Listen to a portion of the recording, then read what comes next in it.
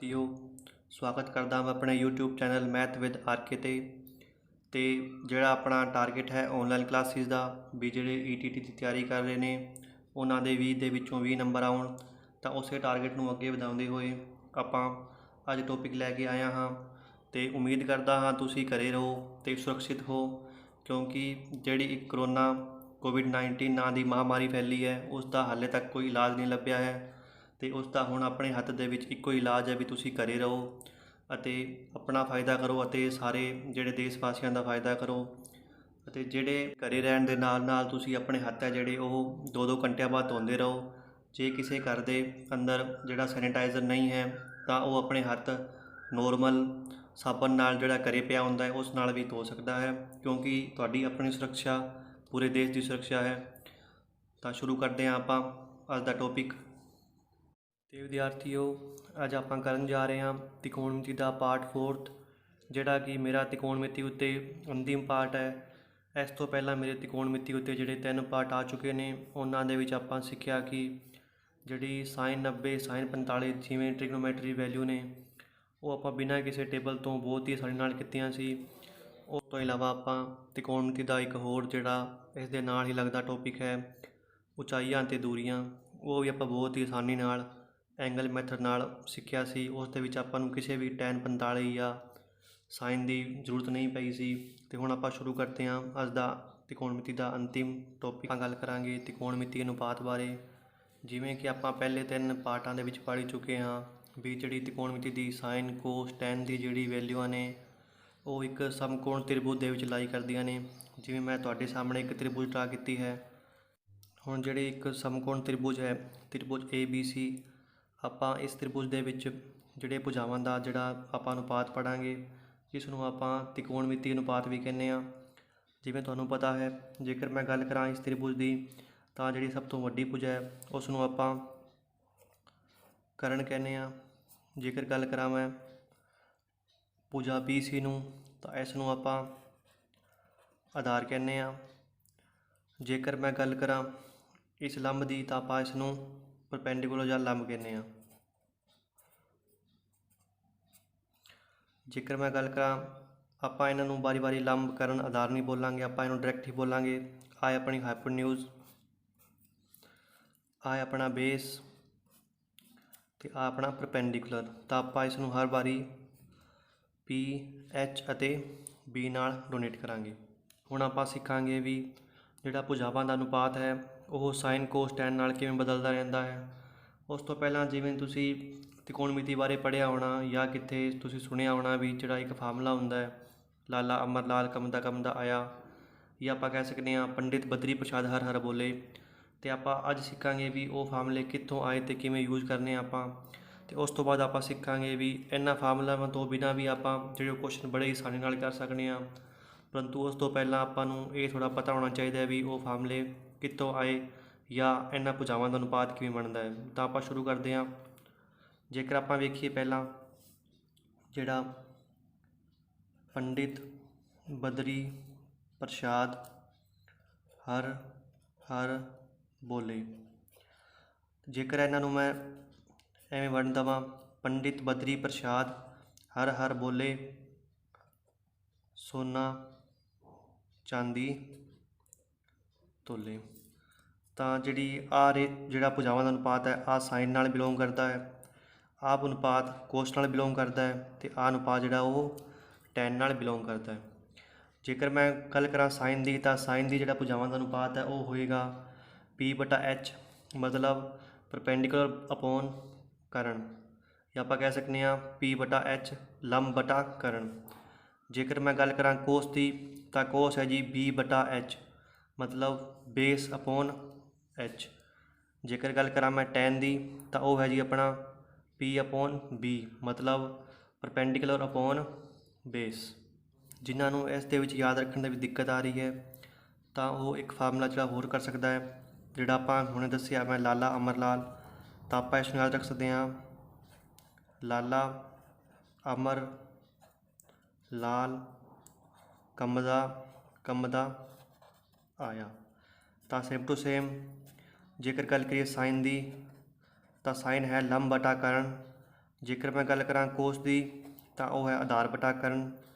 ਜੇਕਰ ਮੈਂ ਗੱਲ ਕਰਾਂ ਟੈਨ ਦੀ ਤਾਂ ਉਹ ਹੈ ਲੰਬ ਬਟਾ ਆਧਾਰ। ਤਾਂ ਆਪਾਂ ਇਹਨਾਂ ਨੂੰ ਥੋੜ੍ਹਾ ਦੋ ਪਾਰਟ ਡਿਵਾਈਡ ਕਰ ਲਿਆ। ਤਾਂ ਵਿਦਿਆਰਥੀਓ ਆਹ ਤਾਂ ਆਪਾਂ ਹੁਣ ਸਿੱਖ ਲਿਆ ਸਾਈਨ ਥੀਟਾ ਬਰਾਬਰ P/H, ਕੋਸ ਥੀਟਾ ਬਰਾਬਰ B/H ਅਤੇ ਟੈਨ ਥੀਟਾ ਬਰਾਬਰ P/B। ਜੇਕਰ ਇਹਨਾਂ ਤੋਂ ਇਲਾਵਾ ਜਿਹੜੇ 3 ਵੈਲਿਊ ਹੋਰ ਨੇ ਉਹ ਜੇ ਪੁੱਛਣ ਤਾਂ ਤੁਸੀਂ ਇੱਕ ਗੱਲ ਦਾ ਜ਼ਰੂਰ ਧਿਆਨ ਦੇਣਾ, ਜੋ ਸਾਈਨ ਹੈ ਉਹ ਹਮੇਸ਼ਾ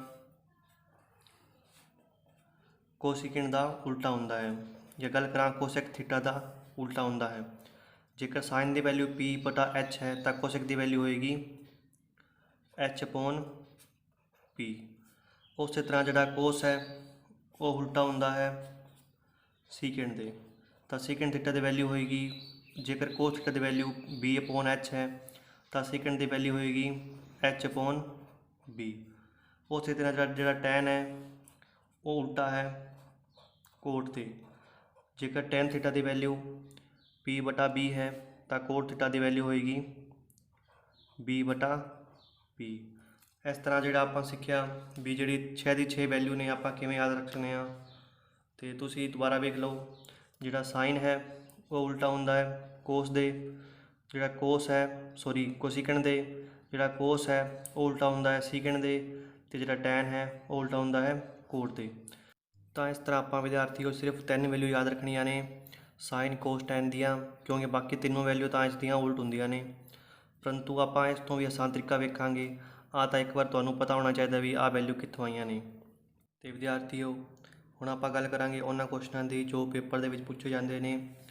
ਤਾਂ ਪੇਪਰ ਵਾਲਾ ਆਪਾਂ ਨੂੰ ਇਹਨਾਂ ਤਿੰਨਾਂ ਭੁਜਾਵਾਂ ਦੇ ਵਿੱਚੋਂ ਜਿਹੜੀ 2 ਭੁਜਾ ਦੇਵੇਗਾ ਅਤੇ 1 ਭੁਜਾ ਪੁੱਛੇਗਾ, ਜਾਂ ਜਿਹੜੀ ਇਨਡਾਇਰੈਕਟਲੀ ਆਪਾਂ ਨੂੰ ਸਾਈਨ, ਕੋਸ ਥੀਟਾ ਦੇ ਵੈਲਿਊ ਦੇਵੇਗਾ ਅਤੇ ਆਪਾਂ ਨੂੰ ਹੋਰ ਜਿਵੇਂ ਕੋਸ, ਸੀਕੈਂਟ, ਟੈਨ ਕੋਈ ਵੀ ਵੈਲਿਊ ਪੁੱਛ ਸਕਦਾ ਹੈ।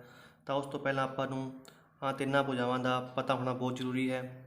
ਤਾਂ ਤੁਸੀਂ ਪੜ੍ਹਿਆ ਹੋਣਾ ਵੀ ਜਿਹੜੇ ਤਿੰਨਾਂ ਭੁਜਾਵਾਂ ਦਾ ਸੰਬੰਧ ਵੇਖੀਏ ਤਾਂ ਉਸ 'ਤੇ ਇੱਕ ਥਿਊਰਮ ਲੱਗਦੀ ਹੈ ਜਿਸ ਨੂੰ ਪਾਇਥਾਗੋਰਸ ਥਿਊਰਮ ਕਹਿੰਦੇ ਹਾਂ।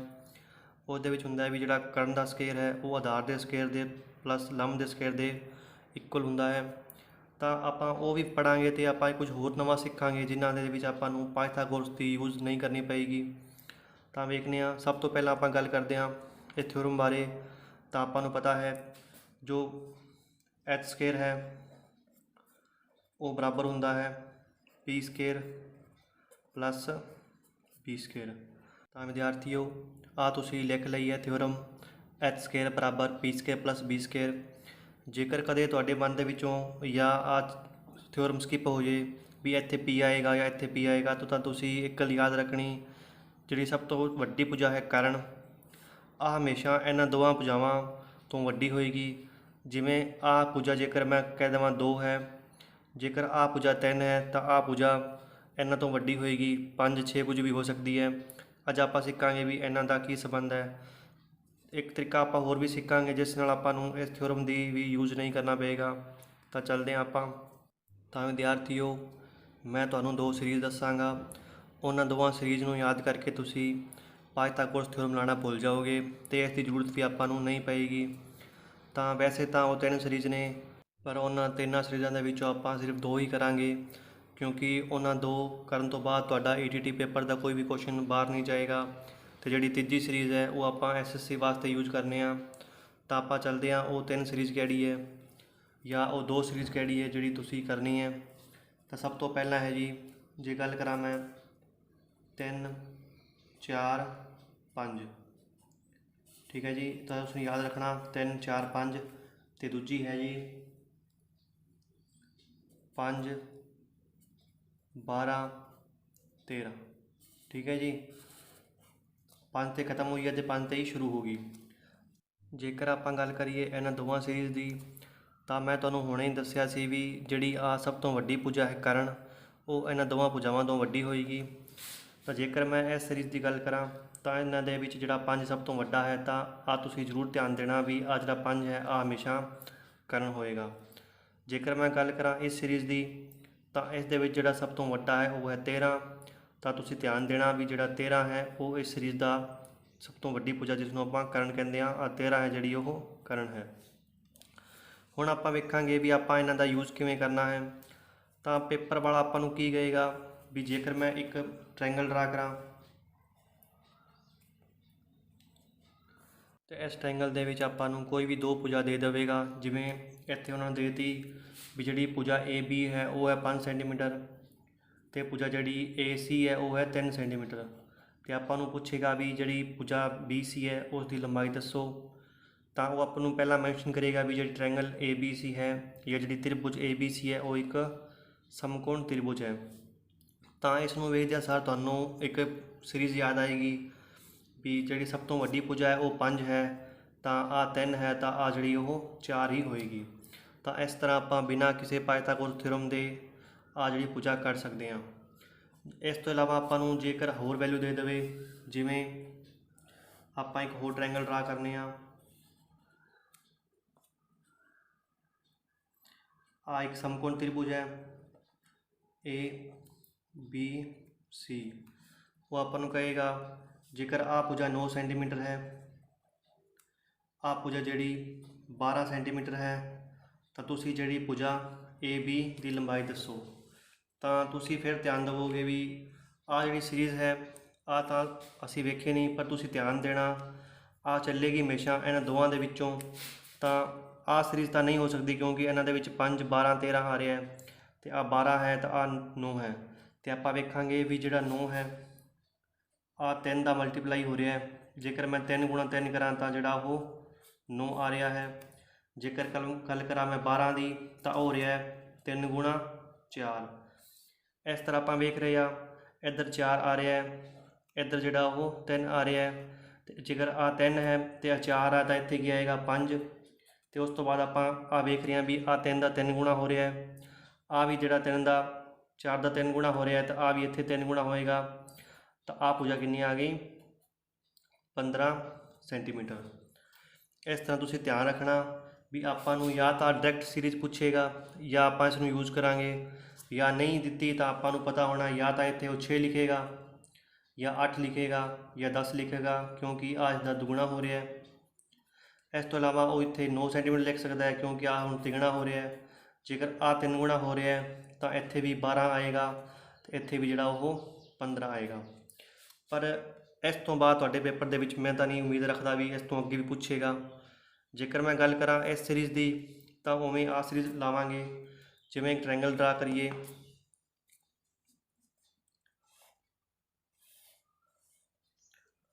ABC। ਜੇਕਰ ਉਹ ਆਪਾਂ ਨੂੰ ਕਵੇ ਸਾਈਨ ਥੀਟਾ ਬਰਾਬਰ 5/13 ਹੈ, ਤਾਂ ਤੁਸੀਂ ਕੋਸ ਥੀਟਾ ਦੀ ਵੈਲਿਊ ਦੱਸੋ। ਆਪਾਂ ਨੂੰ ਪਤਾ ਹੈ ਜਿਹੜਾ ਸਾਈਨ ਥੀਟਾ ਹੈ ਉਹ ਕੀ ਹੁੰਦਾ ਹੈ, ਉਹ ਹੁੰਦਾ ਹੈ P/H। ਹੁਣੇ ਆਪਾਂ ਪੜ੍ਹਿਆ ਹੈ ਸਾਈਨ ਥੀਟਾ ਬਰਾਬਰ P/H। ਤਾਂ 5 ਕੀ ਹੈ P ਹੈ, 13 ਕੀ ਹੈ H। ਤੇ ਆਪਾਂ ਡਰਾ ਕਰਨੇ ਆ। ਜੇਕਰ ਮੈਂ ਇੱਥੇ 13 ਲਿਖਾਂ, ਇੱਥੇ ਲਿਖਾਂ ਮੈਂ 5, ਤਾਂ ਤੁਹਾਡੇ ਮਨ ਦੇ ਵਿੱਚ ਆਉਣੀ ਚਾਹੀਦੀ ਹੈ ਵੀ ਆਹ ਜਿਹੜੀ ਸੀਰੀਜ਼ ਹੈ ਉਹ 13 ਵਾਲੀ ਹੈ। ਆਪਾਂ ਨੂੰ ਯਾਦ ਰੱਖਣਾ ਹੈ 5 12 13। ਆਹ 12 ਆਹ 13 ਹੈ, ਆਹ 5 ਹੈ, ਤਾਂ ਆਹ ਕਿੰਨੀ ਭੁਜਾ ਹੋਏਗੀ 12 ਸੈਂਟੀਮੀਟਰ। ਤਾਂ ਹੁਣ ਆਪਾਂ ਨੂੰ ਕੋਸ ਦੀ ਵੈਲਿਊ ਚਾਹੀਦੀ ਹੈ, ਤਾਂ ਕੋਸ ਦੀ ਵੈਲਿਊ ਹੁੰਦੀ ਹੈ B/H। B/H। ਤਾਂ B ਕਿੰਨਾ ਆ ਗਿਆ, ਜਿਹੜਾ ਬੇਸ ਹੈ ਉਹ ਆ ਗਿਆ 12 ਸੈਂਟੀਮੀਟਰ, ਤੇ ਜਿਹੜਾ H ਹੈ ਉਹ ਕਿੰਨਾ ਹੈ 13 ਸੈਂਟੀਮੀਟਰ। ਇਸ ਤਰ੍ਹਾਂ ਆਪਾਂ ਬਿਨਾਂ ਪਾਇਥਾਗੋਰਸ ਯੂਜ਼ ਕੀਤੇ ਜਿਹੜੀ ਆਪਾਂ ਸਿੱਧੀ ਵੈਲਿਊ ਦੱਸ ਸਕਦੇ ਹਾਂ। ਤਾਂ ਤੁਸੀਂ ਆਹ ਜਿਹੜੀ ਦੋ ਸੀਰੀਜ਼ ਹੈ ਉਹ ਤੁਸੀਂ ਬਹੁਤ ਧਿਆਨ ਨਾਲ ਯਾਦ ਰੱਖਣਾ।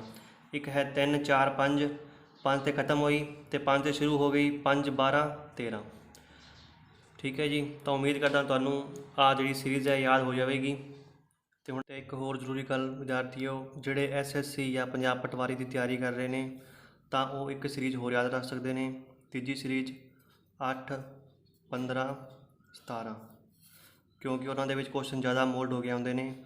ਤਾਂ ਤੁਸੀਂ ਆਹ ਸੀਰੀਜ਼ ਵੀ ਜਿਹੜੀ ਉਹ ਸਿਰਫ SSC ਅਤੇ ਪੰਜਾਬ ਪਟਵਾਰੀ ਵਾਸਤੇ ਤੁਸੀਂ ਯਾਦ ਰੱਖ ਸਕਦੇ ਹੋ।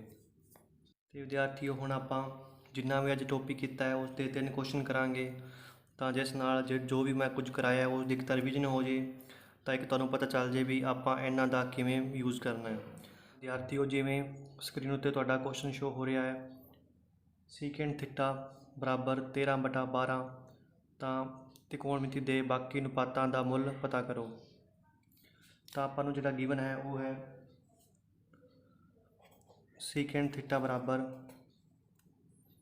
13/12। ਤਾਂ ਜੇਕਰ ਗੱਲ ਕਰੀਏ ਸੀਕੈਂਟ ਦੀ, ਤਾਂ ਸੀਕੈਂਟ ਦੀ ਵੈਲਿਊ ਹੁੰਦੀ ਹੈ h/b। ਤਾਂ ਹੁਣ ਆਪਾਂ ਟ੍ਰਾਇੰਗਲ ਡਰਾ ਕਰਨੇ ਆ। ਇਸ ਦੇ ਵਿੱਚ ਆਪਾਂ ਨੂੰ ਪਤਾ ਹੈ ਵੀ ਜਿਹੜਾ h ਹੈ ਮਤਲਬ ਜਿਹੜੀ ਸਭ ਤੋਂ ਵੱਡੀ ਭੁਜਾ ਉਹ ਹੈ 13 ਅਤੇ ਜਿਹੜਾ b ਹੈ ਉਹ ਹੈ ਜਿਹੜਾ 12। ਟ੍ਰਾਇੰਗਲ ਹੈ ABC। ਤਾਂ ਆਪਾਂ ਨੂੰ ਪਤਾ ਹੈ ਵੀ ਜੇਕਰ ਆ 12 ਹੈ ਆ 13 ਹੈ ਤਾਂ ਆਪਾਂ ਨੂੰ ਉਹ ਸੀਰੀਜ਼ ਆ ਜਾਂਦੀ ਹੈ ਜਿਹੜੀ 5 12 13। ਸਭ ਤੋਂ ਵੱਡੀ ਭੁਜਾ 13 ਆ 12 ਤਾਂ ਆ ਕਿੰਨੀ ਹੋਏਗੀ ਜੀ 5। ਤਾਂ ਇਸ ਤਰ੍ਹਾਂ ਆਪਾਂ ਜਿਹੜੀ P ਦੀ ਵੈਲਿਊ ਆਪਾਂ ਕੱਢ ਲਈ। ਹੁਣ ਆਪਾਂ ਚੱਲਾਂਗੇ ਜਿਹੜਾ ਆਪਾਂ ਨੂੰ ਕੁਐਸਚਨ ਦੇ ਵਿੱਚ ਪੁੱਛਿਆ ਹੈ ਉਸ ਨੇ ਕੁਐਸਚਨ ਦੇ ਵਿੱਚ ਸਾਰੇ ਅਨੁਪਾਤ ਪੁੱਛੇ ਨੇ। ਤਾਂ ਸਭ ਤੋਂ ਪਹਿਲਾਂ ਵੇਖਾਂਗੇ ਆਪਾਂ ਸਾਈਨ ਥੀਟਾ ਕੋਸ ਥੀਟਾ। ਤਾਂ ਸਾਈਨ ਥੀਟਾ ਹੁੰਦਾ ਹੈ ਜੀ P/H, ਕੋਸ ਥੀਟਾ ਹੁੰਦਾ ਹੈ ਜੀ B/H, ਟੈਨ ਥੀਟਾ ਹੁੰਦਾ ਹੈ ਜੀ P/B, ਕੋਸੀਕੈਂਟ ਥੀਟਾ ਹੁੰਦਾ ਹੈ ਜੀ H/P ਤੇ ਕੋਟ ਥੀਟਾ ਹੁੰਦਾ ਹੈ ਜੀ B/P। ਤਾਂ ਆਪਣੇ ਕੋਲ P ਦੀ ਵੈਲਿਊ ਹੈ ਜੀ 5। ਤਾਂ ਆਪਣਾ ਆਨਸਰ ਆ ਗਿਆ ਜੀ 5/13। ਜੇ ਗੱਲ ਕਰੀਏ ਕੋਸ ਦੀ ਤਾਂ ਆਪਣਾ ਹੈ ਜੀ B/H। ਤਾਂ B ਹੈ ਜੀ ਆਪਣਾ 12 ਅਤੇ H ਹੈ ਜੀ 13। ਕਿਉਂਕਿ ਆਪਾਂ ਨੂੰ ਪਤਾ ਹੈ ਜਿਹੜਾ ਕੋਸ ਹੈ ਉਹ ਸੀਕੈਂਟ ਦਾ ਉਲਟਾ ਹੁੰਦਾ ਹੈ। ਜੇਕਰ ਸੀਕੈਂਟ ਦੀ ਵੈਲਿਊ 13/12 ਹੈ ਤਾਂ ਕੋਸ ਦੀ ਵੈਲਿਊ 12/13 ਹੋਏਗੀ। ਹੁਣ ਆਪਾਂ ਵੇਖਦੇ ਟੈਨ ਥੀਟਾ। ਤਾਂ ਉਹ ਹੈ ਜੀ P/B। ਤਾਂ P ਹੈ ਜੀ 5 ਅਤੇ B ਹੈ ਜੀ 12। ਤਾਂ ਟੈਨ ਥੀਟਾ ਆ ਗਿਆ 5/12। ਉਸ ਤੋਂ ਬਾਅਦ ਗੱਲ ਕਰਨੀ ਆਪਾਂ ਕੋਸੀਕੈਂਟ ਥੀਟਾ। ਤਾਂ ਹੈ ਜੀ H/P। ਤਾਂ H ਹੈ ਜੀ ਆਪਣੇ ਕੋਲ 13। ਤਾਂ ਆ ਗਿਆ ਜੀ 13/5। ਕਿਉਂਕਿ ਜਿਹੜਾ ਕੋਸੀਕੈਂਟ ਹੈ ਉਹ ਸਾਈਨ ਦਾ ਉਲਟਾ ਹੁੰਦਾ ਹੈ। ਜੇ ਸਾਈਨ 5/13 ਹੈ ਤਾਂ ਕੋਸੀਕੈਂਟ ਹੋ ਗਿਆ 13/5 ਅਤੇ ਕੋਟ ਉਲਟਾ ਹੁੰਦਾ ਟੈਨ ਦਾ। ਤਾਂ ਇਹ ਆ ਗਿਆ ਜੀ 12/5 ਕਿਉਂਕਿ B ਹੈ ਆਪਣੇ ਕੋਲ 12 ਅਤੇ P ਹੈ ਜੀ 5। ਤਾਂ ਵਿਦਿਆਰਥੀਓ ਹੁਣ ਆਪਾਂ ਚੱਲਦੇ ਹਾਂ ਅਗਲੇ ਕੁਐਸਚਨ ਵੱਲ। ਜਿਵੇਂ ਤੁਹਾਡੇ ਸਕਰੀਨ ਉੱਤੇ ਸ਼ੋ ਹੋ ਰਿਹਾ ਹੈ, ਜੇਕਰ 3 ਕੋਟ ਥੀਟਾ ਬਰਾਬਰ 4 ਹੈ ਤਾਂ ਸਾਈਨ ਥੀਟਾ ਅਤੇ ਸੀਕੈਂਟ ਥੀਟਾ ਦਾ ਮੁੱਲ ਪਤਾ ਕਰੋ। ਤਾਂ ਉਸੇ ਤਰ੍ਹਾਂ ਆਪਾਂ ਵੇਖਦੇ ਹਾਂ ਜਿਹੜਾ ਜਿਵੇਂ ਗਿਵਨ ਆਪਾਂ ਇੱਕ ਟ੍ਰਾਇੰਗਲ ਬਣਾਉਂਦੇ ਹਾਂ ABC। ਜੇਕਰ 3 ਕੋਟ ਥੀਟਾ ਬਰਾਬਰ 4 ਹੈ ਤਾਂ ਆਪਾਂ ਨੂੰ ਵੈਲਿਊ ਚਾਹੀਦੀ ਹੈ ਸਾਈਨ ਥੀਟਾ ਅਤੇ ਸੀਕੈਂਟ ਥੀਟੇ ਦੀ। ਤਾਂ ਸਾਈਨ ਥੀਟਾ ਜਿਹੜਾ ਇਕੁਅਲ ਹੁੰਦਾ ਹੈ ਉਹ ਹੁੰਦਾ ਹੈ ਜੀ P/H ਤਾਂ ਹੈ। ਸੀਕੈਂਟ ਥੀਟਾ ਉਹ ਇਕੁਅਲ ਹੈ ਜੀ H/B। ਤਾਂ ਜੇਕਰ ਗੱਲ ਕਰਾਂ ਮੈਂ ਆਪਾਂ ਨੂੰ ਗਿਵਨ ਹੈ 3 ਕੋਟ ਥੀਟਾ ਬਰਾਬਰ 4 ਤਾਂ 3 ਇੱਧਰ ਹੋ ਜਾਏਗਾ। ਤਾਂ ਕੋਟ ਥੀਟਾ ਕਿੰਨਾ ਆ ਗਿਆ ਜੀ 4/3। ਜੇਕਰ ਮੈਂ ਵੈਲਿਊ ਯਾਦ ਕਰਾਂ ਕੋਟ ਥੀਟੇ ਦੀ ਤਾਂ ਕੋਟ ਥੀਟਾ ਹੈ ਜੀ ਟੈਨ ਦਾ ਉਲਟਾ। ਤਾਂ ਟੈਨ ਦੀ ਵੈਲਿਊ ਹੈ B/B। ਤਾਂ ਕੋਟ ਹੋਏਗਾ B/P ਜਾਂ B/P। ਜੇਕਰ B 4 ਸੈਂਟੀਮੀਟਰ ਹੈ ਤਾਂ B ਆ ਗਿਆ 4 ਸੈਂਟੀਮੀਟਰ। P ਜਿਹੜਾ ਉਹ 3 ਹੈ, P ਹੈ 3। ਤਾਂ ਆਪਾਂ ਨੂੰ ਪਤਾ ਹੈ ਜੇਕਰ ਮੈਂ ਸੀਰੀਜ਼ ਯਾਦ ਕਰਾਂ ਤਾਂ ਆਪਣੀ ਆ ਪਹਿਲੀ ਸੀਰੀਜ਼ ਫੋਲੋ ਕਰੇਗਾ 3 4 ਅਤੇ ਆ ਕਿੰਨਾ ਆ ਗਿਆ 5। ਤਾਂ H ਦੀ ਵੈਲਿਊ ਕਿੰਨੀ ਆ ਗਈ 5। P ਦੀ ਵੈਲਿਊ ਪਹਿਲਾਂ ਗਿਵਨ ਸੀ 3 ਅਤੇ B ਦੀ ਵੈਲਿਊ ਗਿਵਨ ਸੀ ਪਹਿਲਾਂ ਆਪਣੇ ਕੋਲ 4। ਇਸ ਤਰ੍ਹਾਂ ਆਪਾਂ ਨੂੰ ਜਿਹੜਾ ਸਾਈਨ ਦੀ ਵੈਲਿਊ ਚਾਹੀਦੀ ਹੈ ਤਾਂ ਸਾਈਨ ਹੈ ਜੀ P/H। ਤਾਂ P ਕਿੰਨਾ ਹੈ ਜੀ 3 ਅਤੇ H ਕਿੰਨਾ ਹੈ ਜੀ 5। ਤਾਂ ਸਾਈਨ ਥੀਟਾ ਆ ਗਿਆ 3/5। ਜੇਕਰ ਮੈਂ ਗੱਲ ਕਰਾਂ ਸੀਕੈਂਟ ਥੀਟਾ ਦੀ ਤਾਂ ਉਹ ਹੈ ਜੀ ਆਪਣਾ h/b। ਤਾਂ h ਕਿੰਨਾ ਹੈ ਜੀ, h ਹੈ ਜੀ ਆਪਣੇ ਕੋਲ 5 ਅਤੇ b ਕਿੰਨਾ ਹੈ ਜੀ 4। ਤਾਂ ਸੀਕੈਂਟ ਥੀਟਾ ਆ ਗਿਆ ਜੀ ਆਪਣਾ 5/4। ਇਸ ਤਰ੍ਹਾਂ ਆਪਾਂ ਬੜੇ ਹੀ ਆਸਾਨੀ ਨਾਲ ਜਿਹੜੇ ਬਿਨਾਂ ਪਾਇਥਾਗੋਰਸ ਯੂਜ਼ ਕੀਤੇ ਕੋਈ ਵੀ ਕੁਐਸਚਨ ਉਹ ਕਰ ਸਕਦੇ ਹਾਂ। ਅਤੇ ਹੁਣ ਆਪਾਂ ਚੱਲਦੇ ਹਾਂ ਤ੍ਰਿਕੋਣਮਿਤੀ ਦੇ ਇੱਕ ਦੂਜੇ ਪਾਸੇ ਵੱਲ, ਜਿਨ੍ਹਾਂ ਦੇ ਵਿੱਚ ਆਪਾਂ ਸਿੱਖਾਂਗੇ ਜੇਕਰ ਆਪਾਂ ਨੂੰ ਸਾਈਨ ਕੋਸ ਟੈਨ ਜਿਹੜਾ ਚੇਂਜ ਕਰਨਾ ਹੋਏਗਾ ਵੀ ਉਹ 90 'ਤੇ ਕਿਵੇਂ ਚੇਂਜ ਹੁੰਦਾ ਹੈ, ਜਾਂ ਆਪਾਂ ਗੱਲ ਕਰਨੇ ਆ ਵੀ 180 'ਤੇ ਕਿਵੇਂ ਚੇਂਜ ਹੁੰਦਾ ਹੈ, ਜਾਂ ਕਿਹੜੇ ਜਿਹੜਾ ਵੈਲਿਊ ਹੈ ਜਿਸ ਉੱਤੇ, ਜਾਂ ਕਿਹੜਾ ਜਿਹੜਾ ਕੋਣ ਹੈ ਜਿਸ ਉੱਤੇ ਚੇਂਜ ਨਹੀਂ ਹੁੰਦਾ, ਤਾਂ ਉਹ ਆਪਾਂ ਉਹ ਸਿੱਖਾਂਗੇ। ਵਿਦਿਆਰਥੀਓ ਹੁਣ ਆਪਾਂ ਚੱਲਦੇ ਹਾਂ ਇਸ ਦੇ ਦੂਜੇ ਭਾਗ 'ਤੇ। ਉੱਥੇ ਆਪਾਂ ਪੜ੍ਹਾਂਗੇ ਵੀ ਜਿਹੜੇ ਐਂਗਲ ਨੇ ਉਹ ਕਿਵੇਂ ਚੇਂਜ ਹੁੰਦੇ ਨੇ, ਜਾਂ ਜਿਹੜਾ ਸਾਈਨ ਹੈ ਉਹ ਕਦੋਂ ਕੋਸ ਦੇ ਵਿੱਚ ਚੇਂਜ ਹੁੰਦਾ ਹੈ, ਟੈਨ ਕਦੋਂ ਕੋਟ ਦੇ ਵਿੱਚ ਚੇਂਜ ਹੁੰਦਾ ਹੈ, ਜਾਂ ਕਹਿ ਸਕਦੇ ਆਪਾਂ ਸੀਕੈਂਟ ਕਦੋਂ ਕੋਸਿਕੈਂਟ ਦੇ ਵਿੱਚ ਚੇਂਜ ਹੁੰਦਾ ਹੈ। ਤਾਂ ਉਸ ਤੋਂ ਪਹਿਲਾਂ ਆਪਾਂ ਨੂੰ ਥੋੜ੍ਹੀ ਜਿਹੀ ਇਸ ਕੁਆਡਰੈਂਟ ਬਾਰੇ ਜਾਣਕਾਰੀ ਹੋਣੀ ਚਾਹੀਦੀ ਹੈ। ਤਾਂ ਜੇਕਰ ਆਪਾਂ ਵੇਖੀਏ, ਆਪਾਂ ਨੂੰ ਪਤਾ ਹੈ ਵੀ ਜੇਕਰ ਮੈਂ ਇੱਕ ਪੁਆਇੰਟ ਤੋਂ ਲੈ ਕੇ ਵਾਪਸ ਉਸ ਪੁਆਇੰਟ ਤੱਕ ਆਵਾਂ ਤਾਂ ਉਹ ਜਿਹੜਾ 360 ਡਿਗਰੀ ਕਵਰ ਕਰਦਾ ਹੈ। ਠੀਕ ਹੈ ਜੀ। ਜੇਕਰ ਮੈਂ 360 ਡਿਗਰੀ ਨੂੰ 4 ਭਾਗਾਂ 'ਚ ਵੰਡਾਂ, ਤਾਂ ਆਪਾਂ ਇੱਥੋਂ ਸ਼ੁਰੂ ਕਰਨੇ ਆ 0 ਡਿਗਰੀ। ਉਸ ਤੋਂ ਬਾਅਦ ਆ ਗਿਆ ਆਪਣਾ 90 ਡਿਗਰੀ। ਉਸ ਤੋਂ ਬਾਅਦ ਆ ਗਿਆ ਜੀ ਆਪਣਾ 180 ਡਿਗਰੀ। ਉਸ ਤੋਂ ਬਾਅਦ ਆ ਗਿਆ ਜੀ ਆਪਣਾ 270 ਡਿਗਰੀ। ਉਸ ਤੋਂ ਬਾਅਦ ਆਪਾਂ ਕਹਿ ਸਕਦੇ ਹਾਂ 0 ਡਿਗਰੀ ਜਾਂ 360 ਡਿਗਰੀ। ਜੇਕਰ ਆਪਾਂ ਪੂਰਾ ਇੱਥੇ ਘੁੰਮ ਕੇ ਵਾਪਸ ਆਉਂਦੇ ਹਾਂ ਤਾਂ ਪੂਰਾ ਕਹਿ ਸਕਦੇ ਹਾਂ ਜਿਹੜਾ ਉਹ 360 ਡਿਗਰੀ ਕਵਰ ਕਰਦਾ ਹੈ। ਹੁਣ ਆਪਾਂ ਪੜ੍ਹਾਂਗੇ ਵੀ ਕਿਹੜੇ ਕੁਆਡਰੈਂਟ ਦੇ ਵਿੱਚ ਸਾਈਨ ਚੇਂਜ ਹੁੰਦਾ ਹੈ ਜਾਂ ਕਿਹੜਾ ਨੈਗੇਟਿਵ ਚੱਲਦਾ ਹੈ। ਤਾਂ ਬਿਲਕੁਲ ਹੀ ਆਪਾਂ ਆਸਾਨੀ ਨਾਲ ਸਿੱਖਾਂਗੇ। ਠੀਕ ਹੈ ਜੀ, ਮੈਂ ਬਿਲਕੁਲ ਤੁਹਾਨੂੰ ਬੇਸ ਨਾਲ ਸਿਖਾ ਰਿਹਾ। ਜੇਕਰ ਗੱਲ ਕਰਾਂ ਮੈਂ ਪਹਿਲੇ ਕੁਆਡਰੈਂਟ ਦੀ, ਤਾਂ ਆਪਣਾ ਜਿਹੜਾ ਉਹ ਪਹਿਲਾ ਕੁਆਡਰੈਂਟ ਹੈ, ਆਪਣਾ ਸੈਕਿੰਡ ਕੁਆਡਰੈਂਟ ਹੈ, ਆਪਣਾ ਥਰਡ ਕੁਆਡਰੈਂਟ ਹੈ, ਅਤੇ ਆਪਣਾ ਫੋਰਥ ਕੁਆਡਰੈਂਟ ਹੈ। ਆਪਾਂ ਇਸ ਨੂੰ ਬਹੁਤ ਹੀ ਆਸਾਨੀ ਤਰੀਕੇ ਨਾਲ ਸਿੱਖਾਂਗੇ। ਜੇਕਰ ਮੈਂ ਗੱਲ ਕਰਾਂ ਇਸ ਕੁਆਡਰੈਂਟ ਦੀ, ਤਾਂ ਤੁਸੀਂ ਇੱਕ ਛੋਟੀ ਜਿਹੀ ਟ੍ਰਿਕ ਯਾਦ ਰੱਖਣੀ ਹੈ। ਜਿਵੇਂ ਲਿਖ ਲੈਂਦੇ ਆਪਾਂ, all students drink tea coffee. ਠੀਕ ਹੈ ਜੀ, all students drink tea and coffee. ਸਭ ਤੋਂ ਪਹਿਲਾਂ ਗੱਲ ਕਰੀਏ ਆਲ ਦਾ ਮਤਲਬ ਹੈ ਵੀ ਇਸ ਕੁਆਡਰੈਂਟ ਦੇ ਵਿੱਚ ਜਿਹੜੇ ਸਾਰੀ ਵੈਲਿਊ ਨੇ 6 ਦੀ 6 ਉਹ ਕੀ ਹੋਣਗੀਆਂ, ਪੋਜ਼ਿਟਿਵ ਹੋਣਗੀਆਂ। ਜਿਵੇਂ sine theta, cos theta, tan theta, cot theta, cosecant theta and secant theta. ਇਸ ਕੁਆਡਰੈਂਟ ਦੇ ਵਿੱਚ ਆ ਜਿਹੜੀ ਸਾਰੀਆਂ ਵੈਲਿਊ ਨੇ ਉਹ ਕੀ ਹੋਣਗੀਆਂ, ਪੋਜ਼ਿਟਿਵ ਹੋਣਗੀਆਂ। ਜੇਕਰ ਗੱਲ ਕਰਾਂ ਮੈਂ ਸੈਕਿੰਡ ਕੁਆਡਰੈਂਟ ਦੀ, ਜਿਹੜਾ ਕਿ 90 ਪਲੱਸ ਥੀਟਾ ਚੱਲੇਗਾ। ਆਪਣਾ ਫਸਟ ਕੁਆਡਰੈਂਟ 90 ਮਾਈਨਸ ਥੀਟਾ, ਆਪਾਂ ਇਸ ਨੂੰ ਲਿਖ ਸਕਦੇ ਹਾਂ 90 ਮਾਈਨਸ ਥੀਟਾ। ਠੀਕ ਹੈ ਜੀ। ਜੇਕਰ ਗੱਲ ਕਰੀਏ ਆਪਾਂ ਇਸ ਦੀ, ਤਾਂ ਇਸ ਨੂੰ ਆਪਾਂ ਹੋਰ ਕਹਿ ਸਕਦੇ ਹਾਂ 90 ਪਲੱਸ ਥੀਟਾ। 90 ਪਲੱਸ ਥੀਟਾ ਕਿਉਂ ਕਵਾਂਗੇ, ਕਿਉਂਕਿ ਆਪਾਂ ਨੂੰ ਪਤਾ ਹੈ ਜੇਕਰ ਮੈਂ ਇੱਥੇ ਜਾਂਦਾ ਹਾਂ ਤਾਂ ਇਸ ਨੂੰ ਕਵਾਂਗੇ 90 ਮਾਈਨਸ ਥੀਟਾ, ਕਿਉਂਕਿ ਇਸ ਤੋਂ ਜਿਹੜੀ ਇੱਧਰ ਵੈਲਿਊ 90 ਪਲੱਸ ਹੈ, ਅਤੇ ਇੱਧਰ ਜਿਹੜੀ ਵੈਲਿਊ ਉਹ 90 ਮਾਈਨਸ ਹੈ। ਤਾਂ ਜੇਕਰ ਮੈਂ ਗੱਲ ਕਰਾਂ ਦੂਜੇ ਕੁਆਡਰੈਂਟ ਦੀ, ਤਾਂ ਆਹ ਕੁਆਡਰੈਂਟ ਲਾਈ ਕਰਦਾ ਹੈ ਜੀ 90 ਪਲੱਸ ਥੀਟਾ। ਤਾਂ ਇਸ ਦੇ ਵਿੱਚ ਆਪਾਂ ਨੂੰ ਲਿਖਿਆ ਹੈ ਸਟੂਡੈਂਟ, ਤਾਂ ਇਸ ਦਾ ਮਤਲਬ ਕੀ ਹੈ ਜੀ,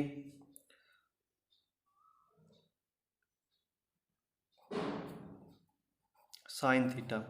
ਠੀਕ ਹੈ ਜੀ, ਇਸ ਦਾ ਮਤਲਬ ਹੈ ਸਾਈਨ ਥੀਟਾ। ਅਤੇ ਸਾਈਨ ਦਾ ਉਲਟਾ ਕੀ ਹੁੰਦਾ ਜੀ, ਜੇਕਰ ਆਪਾਂ ਗੱਲ ਕਰੀਏ ਸਾਈਨ ਦੇ ਉਲਟੇ ਦੀ, ਤਾਂ ਸਾਈਨ ਦਾ ਉਲਟਾ ਹੁੰਦਾ ਹੈ ਜੀ ਆਪਣਾ ਕੋਸਿਕੈਂਟ ਥੀਟਾ। Cosecant theta. ਤਾਂ ਤੁਸੀਂ ਯਾਦ ਰੱਖਣਾ ਇਸ ਕੁਆਡਰੈਂਟ ਦੇ ਵਿੱਚ ਆ ਜਿਹੜੀ ਦੋਨੋਂ ਵੈਲਿਊ ਕੀ ਹੁੰਦੀਆਂ ਨੇ, ਉਹ ਪੋਜ਼ਿਟਿਵ ਹੁੰਦੀਆਂ ਨੇ।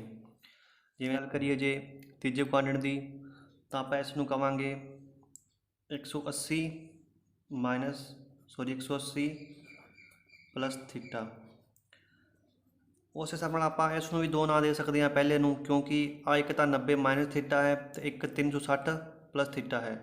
ਪਰ ਮੈਂ ਆਪਾਂ ਨੂੰ ਦੱਸਾਂਗਾ ਵੀ ਆਪਾਂ ਕਿਉਂ ਨਹੀਂ ਲਿਖਾਂਗੇ, ਕਿਉਂਕਿ ਆਪਣੇ ਪੇਪਰ ਦੇ ਹਿਸਾਬ ਨਾਲ ਇੰਨਾ ਕੁ ਜ਼ਿਆਦਾ ਜ਼ਰੂਰੀ ਵੀ ਨਹੀਂ ਹੈ। ਅਤੇ ਮੈਂ ਇਸ ਦਾ ਆਨਸਰ ਵੀ ਦੇਵਾਂਗੇ ਵੀ ਆਪਾਂ ਇੱਥੇ 180 ਮਾਈਨਸ ਥੀਟਾ ਵੀ ਲਿਖ ਸਕਦੇ ਹਾਂ, ਜਾਂ 180 ਪਲੱਸ ਥੀਟਾ ਵੀ ਲਿਖ ਸਕਦੇ ਹਾਂ। ਜੇਕਰ ਮੈਂ ਗੱਲ ਕਰਾਂ ਇਸ ਕੁਆਡਰੈਂਟ ਦੀ ਤਾਂ ਇਸ ਦੀ ਟ੍ਰਿਕ ਆਪਣੀ ਟੀ, ਕਿਉਂਕਿ all students drink tea coffee. Tea ਦਾ ਮਤਲਬ ਹੈ ਜੀ ਟੈਨ ਥੀਟਾ। ਤਾਂ ਇਸ ਕੁਆਡਰੈਂਟ ਦੇ ਵਿੱਚ ਆਪਣਾ ਕੀ ਆ ਉਹ ਟੈਨ ਥੀਟਾ ਪੋਜ਼ਿਟਿਵ ਹੋਏਗਾ। ਅਤੇ ਬਾਕੀ ਗੱਲ ਕਰੀਏ ਟੈਨ ਦੇ ਉਲਟਾ, ਤਾਂ ਟੈਨ ਦਾ ਉਲਟਾ ਹੁੰਦਾ ਜੀ ਆਪਣਾ ਕੋਟ ਥੀਟਾ। ਤਾਂ ਇਸ ਕੁਆਡਰੈਂਟ ਦੇ ਵਿੱਚ ਜਿਹੜੀ ਆ ਦੋ ਵੈਲਿਊ ਜਿਹੜੀ ਉਹ ਪੋਜ਼ਿਟਿਵ ਹੋਣਗੀਆਂ, ਬਾਕੀ ਸਾਰੀਆਂ ਵੈਲਿਊ ਕੀ ਹੋਣਗੀਆਂ ਉਹ ਨੈਗੇਟਿਵ ਹੋਣਗੀਆਂ। ਹੁਣ ਆਪਾਂ ਗੱਲ ਕਰਨੀ ਆ ਚੌਥੇ ਕੁਆਡਰੈਂਟ ਦੀ। ਤਾਂ ਚੌਥੇ ਨੂੰ ਆਪਾਂ ਕਹਿ ਸਕਦੇ ਹਾਂ 270 ਪਲੱਸ ਥੀਟਾ। ਠੀਕ ਹੈ ਜੀ। ਤਾਂ ਇਸ ਕੁਆਡਰੈਂਟ ਦਾ ਮਤਲਬ ਹੈ ਜੀ ਕੌਫੀ, ਕੋ ਮਤਲਬ ਕੋਸ ਥੀਟਾ, ਅਤੇ ਕੋਸ ਥੀਟਾ ਦਾ ਉਲਟਾ ਹੁੰਦਾ ਹੈ ਜੀ ਆਪਣਾ ਸੀਕੈਂਟ ਥੀਟਾ, ਸੀਕੈਂਟ ਥੀਟਾ। ਤਾਂ ਇਸ ਕੁਆਡਰੈਂਟ ਦੇ ਵਿੱਚ ਕੀ ਆਪਣਾ ਇਹਦੇ ਵਿੱਚ ਜਿਹੜਾ ਕੋਸ ਅਤੇ ਸੀਕੈਂਟ ਕੀ ਪੋਜ਼ਿਟਿਵ ਹੋਣਗੇ, ਬਾਕੀ ਸਾਰੀ ਵੈਲਿਊ ਕੀ ਹੋਏਗੀ ਨੈਗੇਟਿਵ ਹੋਏਗੀ। ਅਤੇ ਹੁਣ ਆਪਾਂ ਵੇਖਦੇ ਹਾਂ ਵੀ ਕਿਹੜਾ ਕਿਹੜਾ ਵੈਲਿਊ ਕਿਵੇਂ ਚੇਂਜ ਹੁੰਦੀ ਹੈ, ਤਾਂ ਤੁਸੀਂ ਬਹੁਤ ਧਿਆਨ ਨਾਲ ਵੇਖਣਾ। ਜੇਕਰ ਗੱਲ ਕਰਾਂ ਮੈਂ ਸਾਈਨ, ਤਾਂ ਜਿਹੜਾ ਸਾਈਨ ਉਹ ਚੇਂਜ ਹੁੰਦਾ ਹੈ ਕੋਸ ਥੀਟਾ ਦੇ ਵਿੱਚ। ਮੈਂ ਕਹਿ ਰਿਹਾ ਚੇਂਜ ਹੁੰਦਾ ਹੈ ਕਿਉਂਕਿ ਇਸ ਦੇ ਉਲਟਾ ਨਹੀਂ ਹੁੰਦਾ। ਤਾਂ ਤੁਸੀਂ ਧਿਆਨ ਦੇਣਾ, ਜਿਹੜਾ ਸਾਈਨ ਹੈ ਉਹ ਜਿਹੜਾ ਕੋਸਿਕੈਂਟ ਦੇ ਉਲਟਾ ਹੁੰਦਾ ਹੈ, ਪਰ ਜਦੋਂ ਆਵੇ ਗੱਲ ਚੇਂਜ ਹੋਣ ਦੀ ਤਾਂ ਉਹ ਹਮੇਸ਼ਾ ਸਾਈਨ ਚੇਂਜ ਹੋਏਗਾ ਆਪਣਾ ਕੋਸ ਦੇ ਵਿੱਚ। ਜੇਕਰ ਗੱਲ ਕਰਾਂ ਮੈਂ ਟੈਨ ਥੀਟਾ ਦੀ, ਤਾਂ ਜਿਹੜਾ ਟੈਨ ਥੀਟਾ ਹੈ ਉਹ ਚੇਂਜ ਹੋਏਗਾ ਆਪਣਾ ਕੋਟ ਥੀਟਾ ਦੇ ਵਿੱਚ। ਜੇਕਰ ਗੱਲ ਕਰਾਂ ਮੈਂ ਕੋਸ ਥੀਟਾ ਜੀ ਕੋਸਿਕੈਂਟ ਥੀਟਾ ਦੀ, ਤਾਂ ਉਹ ਚੇਂਜ ਹੋਏਗਾ ਜੀ ਆਪਣਾ ਸੀਕੈਂਟ ਥੀਟਾ। ਤਾਂ ਆਹ ਗੱਲ ਤੁਸੀਂ ਜ਼ਰੂਰ ਧਿਆਨ ਦੇਣਾ। ਜਿਹੜਾ ਸਾਈਨ ਚੇਂਜ ਹੋਏਗਾ ਕੋਸ ਦੇ ਵਿੱਚ, ਟੈਨ ਜਿਹੜਾ ਚੇਂਜ ਹੋਏਗਾ ਉਹ ਕੋਟ ਦੇ ਵਿੱਚ, ਅਤੇ ਜਿਹੜਾ ਕੋਸਿਕੈਂਟ ਥੀਟਾ ਚੇਂਜ ਹੋਏਗਾ ਉਹ ਸੀਕੈਂਟ ਥੀਟਾ ਦੇ ਵਿੱਚ। ਅਤੇ ਹੁਣ ਆਪਾਂ ਚੱਲਦੇ ਹਾਂ ਅੱਗੇ। ਹੁਣ ਆਪਾਂ ਸਿੱਖਾਂਗੇ ਵੀ ਕਿਵੇਂ ਚੇਂਜ ਹੁੰਦੇ ਨੇ। ਤਾਂ ਤੁਸੀਂ ਧਿਆਨ ਰੱਖਣਾ, ਹਮੇਸ਼ਾ ਜਿਹੜਾ ਕੋਈ ਵੀ ਐਂਗਲ ਹੈ, ਭਾਵੇਂ ਸਾਈਨ ਥੀਟਾ ਹੈ, ਕੋਸ ਥੀਟਾ ਹੈ, ਟੈਨ ਥੀਟਾ ਹੈ, ਸੀਕੈਂਟ ਹੈ, ਕੋਸਿਕੈਂਟ ਹੈ ਜਾਂ ਕੋਸੈਕ ਹੈ, ਤਾਂ ਉਹ ਹਮੇਸ਼ਾ ਇੱਕ ਤਾਂ ਚੇਂਜ ਹੋਏਗਾ 90 ਡਿਗਰੀ 'ਤੇ, ਇੱਕ ਚੇਂਜ ਹੋਏਗਾ 270 ਡਿਗਰੀ 'ਤੇ। ਇਸ 90 ਦਾ ਮਤਲਬ ਹੈ 90 ਪਲੱਸ ਥੀਟਾ ਵੀ ਹੋ ਸਕਦਾ ਹੈ ਅਤੇ 90 ਮਾਈਨਸ ਥੀਟਾ ਵੀ ਹੋ ਸਕਦਾ ਹੈ। ਠੀਕ ਹੈ ਜੀ। ਜੇਕਰ ਮੈਂ ਗੱਲ ਕਰਾਂ 270 ਦੀ, ਤਾਂ 270 ਪਲੱਸ ਥੀਟਾ 'ਤੇ ਚੇਂਜ ਹੋਏਗਾ ਜਾਂ 270 ਮਾਈਨਸ ਥੀਟਾ 'ਤੇ ਚੇਂਜ ਹੋਏਗਾ। ਹੁਣ ਆ ਚੇਂਜ ਕਿਵੇਂ ਹੋਏਗਾ ਆ ਵੀ ਆਪਾਂ ਵੇਖਦੇ ਹਾਂ। ਜਿਵੇਂ ਮੈਂ ਲਿਖਤਾ ਇੱਥੇ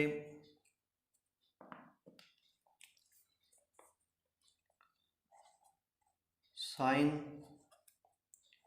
90 ਪਲੱਸ ਥੀਟਾ, ਤਾਂ ਆਪਾਂ ਨੂੰ ਪਤਾ ਹੈ ਹਮੇਸ਼ਾ ਜਿਹੜਾ 90 ਪਲੱਸ ਥੀਟਾ ਦੇ ਵਿੱਚ ਕੋਈ ਵੀ ਜਿਹੜਾ ਐਂਗਲ ਆ ਉਹ ਚੇਂਜ ਹੋਏਗਾ। ਅਤੇ ਹੁਣ ਇੱਥੇ ਆ ਗਿਆ ਆਪਣਾ 90 ਪਲੱਸ ਥੀਟਾ, ਤਾਂ ਸਾਈਨ ਕਿੰਨੇ ਵੀ ਚੇਂਜ ਹੋਏਗਾ। ਮੈਂ ਤੁਹਾਨੂੰ ਹੁਣ ਦੱਸਿਆ ਸੀ ਇੱਥੇ ਜੋ ਸਾਈਨ ਹੈ ਉਹ ਕੋਸ ਦੇ ਵਿੱਚ ਚੇਂਜ ਹੋਏਗਾ। ਤਾਂ ਮੈਂ ਲਿਖਤਾ ਕੋਸ ਥੀਟਾ। ਉਸ ਤੋਂ ਬਾਅਦ ਤੁਸੀਂ ਆਹ ਧਿਆਨ ਦੇਣਾ ਹੈ ਵੀ ਆਹ ਜਿਹੜਾ ਸਾਈਨ 90 ਪਲੱਸ ਥੀਟਾ ਆ ਕਿਹੜੇ ਕੁਆਡਰੈਂਟ ਦੇ ਵਿੱਚ ਲਾਈ ਕਰਦਾ ਹੈ। ਉਸੇ ਹਿਸਾਬ ਨਾਲ ਆਪਾਂ ਕੀ ਹੈ ਜਿਹੜੇ ਉਹ ਨਿਸ਼ਾਨ ਵੀ ਲਾਵਾਂਗੇ ਵੀ ਪਲੱਸ ਹੈ ਜਾਂ ਮਾਈਨਸ ਹੈ। ਹੁਣ ਆਪਾਂ ਚੱਲਦੇ ਹਾਂ ਇੱਥੇ। ਹੁਣ ਜਿਹੜਾ ਸਾਈਨ 90 ਪਲੱਸ ਥੀਟਾ ਹੈ, ਤਾਂ ਆਪਾਂ ਨੂੰ ਪਤਾ ਹੈ 90 ਪਲੱਸ ਥੀਟਾ ਦੀ ਗੱਲ ਹੋ ਰਹੀ ਹੈ। ਤਾਂ 90 ਪਲੱਸ ਥੀਟਾ ਆਪਣਾ ਆਹ ਕੁਆਡਰੈਂਟ ਹੈ, ਤਾਂ ਇਸ ਦੇ ਵਿੱਚ ਕੀ ਹੈ ਸਾਈਨ ਕੀ ਹੈ ਉਹ ਪੋਜ਼ੀਟਿਵ ਹੈ, ਤਾਂ ਆਪਾਂ ਕਵਾਂਗੇ ਆ ਬਣ ਗਿਆ ਕੋਸ ਥੀਟਾ। ਜੇਕਰ ਮੈਂ ਗੱਲ ਕਰਾਂ ਹੋਰ, ਜਿਵੇਂ ਮੈਂ ਲਿਖਤਾ ਇੱਥੇ ਟੈਨ 90 ਪਲੱਸ ਥੀਟਾ, ਅਤੇ ਸਭ ਤੋਂ ਪਹਿਲਾਂ ਆਪਾਂ ਵੇਖਾਂਗੇ ਜਿਹੜਾ ਟੈਨ ਉਹ ਚੇਂਜ ਹੋ ਰਿਹਾ ਹੈ ਕੋਟ ਥੀਟਾ ਦੇ ਵਿੱਚ, ਤਾਂ ਆਪਾਂ ਇੱਥੇ ਲਿਖ ਲਿਆ ਕੋਟ ਥੀਟਾ। ਉਸ ਤੋਂ ਬਾਅਦ ਚੈੱਕ ਕਰਾਂਗੇ ਵੀ ਟੈਨ ਹੈ ਜਿਹੜਾ ਕਿਹੜਾ ਕੁਆਡਰੈਂਟ ਦੇ ਵਿੱਚ ਹੈ, ਤਾਂ ਆਹ ਹੈ 90 ਪਲੱਸ ਥੀਟਾ। ਅਤੇ 90 ਪਲੱਸ ਥੀਟਾ ਦੇ ਵਿੱਚ ਆਪਾਂ ਨੂੰ ਪਤਾ ਹੈ ਸਿਰਫ ਸਾਈਨ ਅਤੇ ਕੋਸਿਕੈਂਟ ਪੋਜ਼ੀਟਿਵ ਹੁੰਦੇ ਨੇ, ਬਾਕੀ ਸਾਰੇ ਨੈਗੇਟਿਵ। ਤਾਂ ਇੱਥੇ ਕੀ ਕਵਾਂਗੇ ਆਪਾਂ ਮਾਈਨਸ ਕੋਟ ਥੀਟਾ।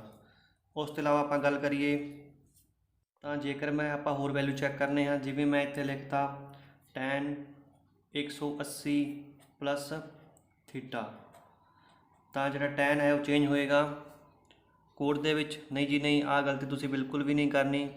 ਮੈਂ ਤੁਹਾਨੂੰ ਪਹਿਲਾਂ ਹੀ ਦੱਸ ਚੁੱਕਿਆ ਹਾਂ ਓਨਲੀ ਜਿਹੜੀ ਵੈਲਿਊ ਚੇਂਜ ਹੋਣਗੀਆਂ वो सिर्फ 90 plus theta 90 minus theta 270 plus या माइनस ਦੇ ਵਿੱਚ ਚੇਂਜ ਹੋਏਗਾ।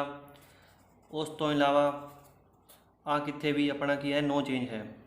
ਜਿਵੇਂ 180 plus theta 180 plus theta 180 minus theta ਜਾਂ ਮੈਂ ਕਹਿ ਸਕਦਾ ਹਾਂ 360 प्लस थीटा ਇੱਥੇ ਕੀ ਆ ਉਹ ਇੱਥੇ ਚੇਂਜ ਨਹੀਂ ਹੋਏਗਾ। ਤਾਂ ਇੱਥੇ ਗੱਲ ਕਰ ਰਿਹਾ 180 प्लस थीटा ਤਾਂ ਆਪਾਂ ਨੂੰ ਪਤਾ ਹੈ ਕਦੇ ਚੇਂਜ ਨਹੀਂ ਹੋਏਗਾ, ਤਾਂ ਇੱਥੇ ਟੈਨ ਦਾ ਟੈਨ ਹੀ ਆਏਗਾ।